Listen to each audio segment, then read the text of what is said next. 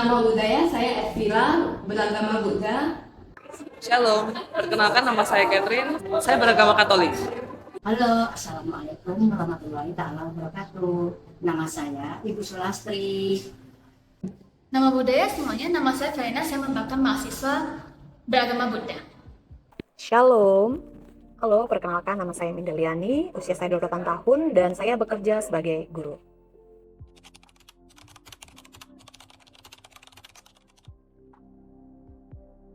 Menurut saya agama dari sejak saya kecil yang saya pelajari itu berasal dari bahasa Sanskerta.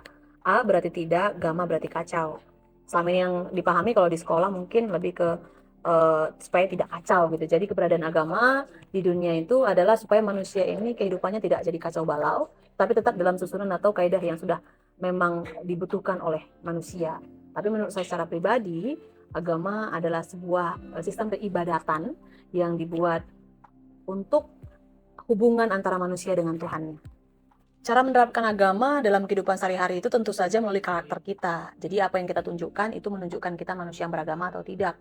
Kalau kita punya karakter yang baik dan sesuai dengan kaidah yang memang harusnya dimiliki oleh manusia pada umumnya, maka keagamaan kita sudahlah terjalin atau sudahlah kita lakukan dengan baik. Agama merupakan suatu kepercayaan oleh manusia terhadap Tuhan atau suatu sosok yang memimpin seluruh makhluk hidup. Cara menerapkannya itu bisa kira-kira berdoa sebelum tidur ataupun sebelum makan. Agama itu harus menurut kepercayaan masing-masing ya. Kalau dalam agama Islam ya kita percaya sama Allah, harus mengerjakan perintahnya. Dalam kehidupan sehari-hari itu kitanya ya yang dilarang sama Allah itu tadi nggak boleh kita kerjakan. Menurut saya pribadi, agama itu adalah pedoman hidup ataupun moralitas untuk manusia. Jadi begini, kalau misalnya nggak ada agama itu dan cuma ada ilmu itu, orang-orang jadi melakukan hal-hal yang sesuka dia aja, tanpa memandang orang-orang ataupun nggak ada kayak suatu peraturan gitu yang mendasari. Sehingga dunia jadi kacau. Agama sendiri pun tuh mengandung arti tidak kacau. Jadi menurut saya tuh agama itu sebagai pedoman dalam hidup supaya adanya aturan sehingga kehidupan sosial pun itu nggak kacau gitu. Kalau penerapan agama dalam sehari-hari itu biasanya aku kalau misalnya dalam membuat keputusan itu aku memikirkan dulu kalau misalnya keputusan yang aku ambil tuh sesuai belum dengan pedoman dalam agama Buddha. Misalnya ini kalau misalnya ada barang di meja itu aku nggak bisa langsung ambil itu, aku harus nanya dulu ini tuh punya siapa. Kalau misalnya aku udah tahu punya siapa, itu aku nanya dulu orangnya. Kalau misalnya orangnya nggak ada tuh aku nggak bisa langsung ambil gitu, aku harus konfirmasi ke orang-orang sekitar dulu sebelum aku ambil langsung barangnya. Itu udah diajarkan dalam agama, nggak boleh langsung ambil barang orang sih. Agama itu merupakan kepercayaan kita kepada Tuhan yang dimana nanti kita terapkan dalam kehidupan sehari-hari. Misalnya dalam bersikap. Di dalam Katolik itu kita diajarkan untuk mengasihi sesama dan kemudian menganggap orang lain itu setara.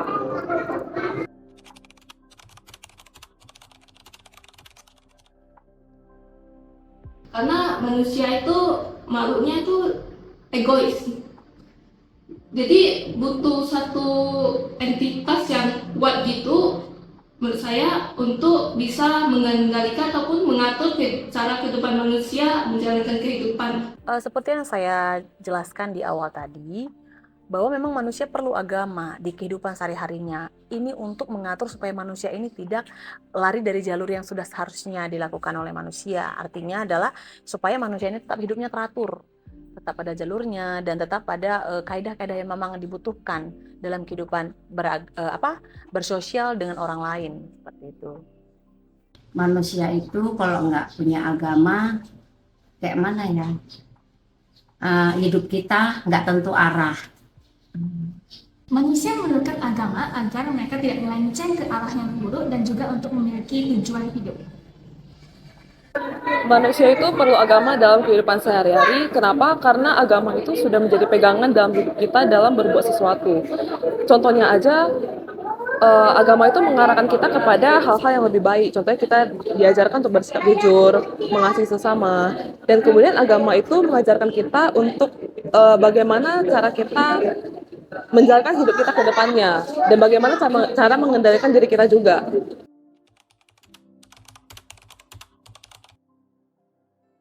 Pengaruh agama dalam kehidupan saya sehari-hari, saya rasa Kembali ke yang saya bahas di awal bahwa agama itu, keberadaan agama dan fungsinya atas kehidupan saya itu adalah untuk merubah karakter, menunjukkan karakter saya adalah karakter orang yang memiliki agama, memiliki Tuhan. Jadi setelah saya punya agama, setelah saya melakukan agama saya, maka otomatis karakter saya jadi berubah terhadap orang lain dan terhadap kehidupan saya sehari-hari itu semua bisa berubah dengan sendirinya. Karena fungsi agama juga mungkin dalam agama saya Kristen, saya juga menjadikan dasar dari kehidupan saya itu adalah Alkitab, sehingga Alkitab itu yang menjadi tuntunan saya. Apa yang saya mau lakukan, saya berdasarkan kembali, saya belajar kembali, saya melihat kembali kepada Alkitab, sehingga itu sebabnya agama sangat berpengaruh penting, khususnya agama Kristen bagi kehidupan saya. Agama Buddha memberi pengaruh kepada murid-muridnya untuk melakukan hal-hal yang baik terus agar mendapatkan karma yang baik juga di masa depan. Ditambah lagi, tujuan dari murid-murid Buddha itu merupakan untuk mencapai nirvana, yaitu penerangan sempurna, yaitu bebas dari siklus kematian dan hidup. Peran agama Katolik dalam kehidupan sehari-hari adalah mengajarkan mengenai cinta kasih, kesetiaan, percaya akan adanya pengampunan, serta kita tuh tidak takut untuk menyuarakan kebenaran. Kalau dalam agama Buddha sendiri itu diajarkan kebijaksanaan. Jadi itu kalau kita melakukan sesuatu itu ada kalanya itu kita harus mementingkan diri kita dulu ataupun kita harus mementingkan orang lain dulu. Jadi kita harus tahu prioritas yang utama itu apa. Misalnya kalau misalnya aku sakit dulu, aku kan nggak mungkin bantu orang dulu, aku harus bantu diri aku sendiri dulu. Kalau misalnya aku udah lebih pentingkan orang lain butuh aku dan mereka pun sakit atau apa, aku sehat, aku punya waktu untuk bantu, aku bakal bantu mereka. Tapi di agama Buddha sendiri itu diajarkan prioritasin utama, jadi bijaksana dalam pengambilan keputusan. Menurut saya itu bantu sekali sih dalam kehidupan aku. Kalau yang beragama itu diri kita merasa nyaman, tentram, hati kita pun kita kemana-mana sepertinya dilindungi sama Allah kalau kita beragama.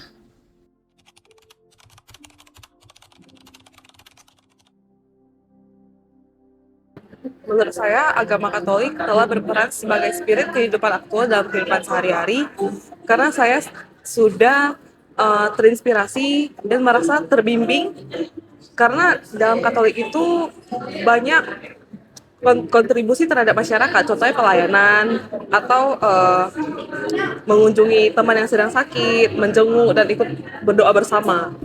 Sehingga hal itu memberikan makna yang mendalam di hati saya. Agama Buddha tidak bisa dipisahkan dari kehidupan sehari-hari karena secara agama Buddha mengajarkan kita mengenai karma baik dan karma buruk. Seluruh kegiatan yang kita lakukan di saat ini itu akan menjadi karma di kehidupan selanjutnya. Menurut saya agama Buddha ini udah jadi bagian dari kehidupan saya karena dalam setiap langkah yang saya pilih ataupun keputusan saya pilih itu saya pasti memegang teguh prinsip dalam ajaran saya yaitu Buddha, yang dimana memerlukan kebijaksanaan dalam mengambil suatu keputusan. Jadi kalau misalnya pun diajarkan begitu dalam suatu ajaran itu, kami itu nggak boleh langsung percaya gitu sebelum kami menerapkan sesuatu itu. Jadi kalaupun dibilangnya oh kamu nggak boleh ambil ini, kami itu sendiri pun nggak bisa langsung percaya kalau saya itu benar atau tidak sebelum kami sendiri mencoba untuk melakukan hal tersebut. Jadi misalnya minum segelas air, orang bilang itu minumannya itu tawar. Kita itu dalam ajaran Buddha sendiri itu kami nggak boleh langsung percaya kalau misalnya itu air itu tawar. Kita harus mencoba air tersebut dulu baru bisa kita ungkapkan kalau misalnya itu air itu tawar ataupun ada rasa lain. Pada dasarnya itu kita ya harus mengerjakan sholat dengan khusyuk atau dengan tidak perlu diperintah orang lain, itu hanya diri kita sama Allah yang tahu cara kita mengerjakan sholat. Untuk mengerjakan sholat itu bukan untuk pelarian, tapi dalam agama Islam kita sholat harus khusyuk dalam hati kita menuju sama Allah tadi. Saya merasa bahwa agama itu tidak bisa dilepaskan dari kehidupan sehari-hari itu. Sebabnya agama ini sudah seharusnya diposisikan sebagai spirit yang aktual yang kita boleh lakukan setiap hari gitu. Jadi bukan hanya sekedar identitas, bukan hanya sekedar kamu beragama atau tidak, tapi itu sudah menjadi gaya hidup kita. Jadi agama ini sudah menjadi apa ya, bahasanya mungkin mendarah daging ya, sudah menjadi ya identitas di awal saya katakan.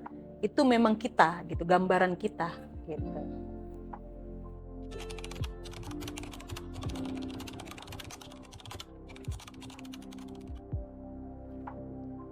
Agama Buddha tidak mengizinkan orang lain untuk menghakimi, dikarenapun setiap murid Buddha mereka kadang mempunyai liontin ataupun pendant di rumah mereka masing-masing, jadi tidak mengharuskan mereka untuk pergi ke vihara. Jadi maka dari itu pun, jika orang yang menghakimi orang lain dengan hal yang buruk, mereka pun akan mendapatkan karma mereka sendiri di masa depannya. Bagi umat Katolik, agama bukan hanya sekedar identitas yang memperteguh rasa percaya diri bahwa kita sudah beragama, melainkan cara hidup yang menyeluruh, yang melibatkan aspek spiritual, moral, serta intelektual. Menurut saya identitas itu agama nggak ada artinya. Hati kita yang berkata. Agama itu dari hati. Hati kita yang tahu hanya Allah. Sepertinya semacam kita memberi seseorang bersedekah. Kalau mulut kita berbicara kemana-mana nggak ada artinya. Cukup Allah yang tahu kalau kita bersedekah. Kalau menurut saya ya itu nggak perlu menyalahkan orang lain.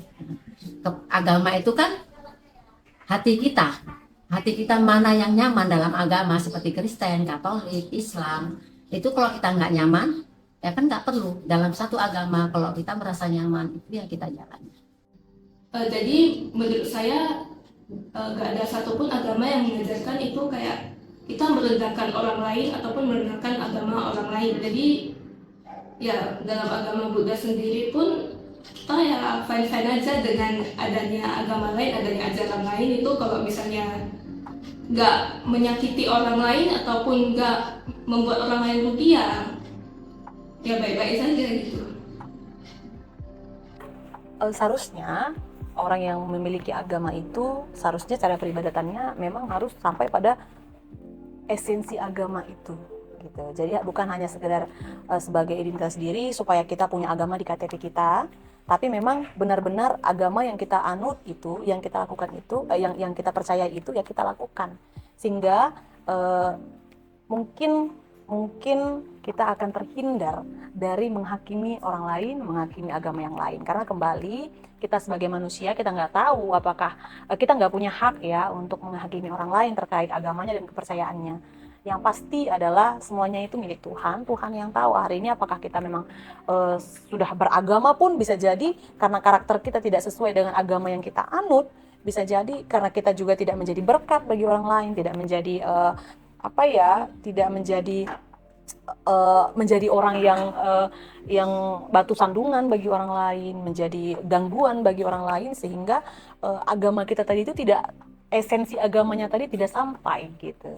Jadi alangkah baiknya memang ketika sudah menganut suatu agama, seharusnya kita juga bisa saling toleransi satu dengan yang lainnya, menghargai satu dengan yang lainnya, sebab kita tidak punya hak untuk menghakimi agama orang lain, tidak punya hak untuk menghakimi kepercayaan orang lain. Lakukan saja agamamu, agamaku, seperti itu. Jadikanlah agamamu itu sebagai identitas dirimu yang sesungguhnya, menggambarkan apakah kamu itu sudah memang benar-benar melakukan agamamu itu dengan baik gitu ya, mempercayai yang kamu percaya itu dengan baik, seperti itu.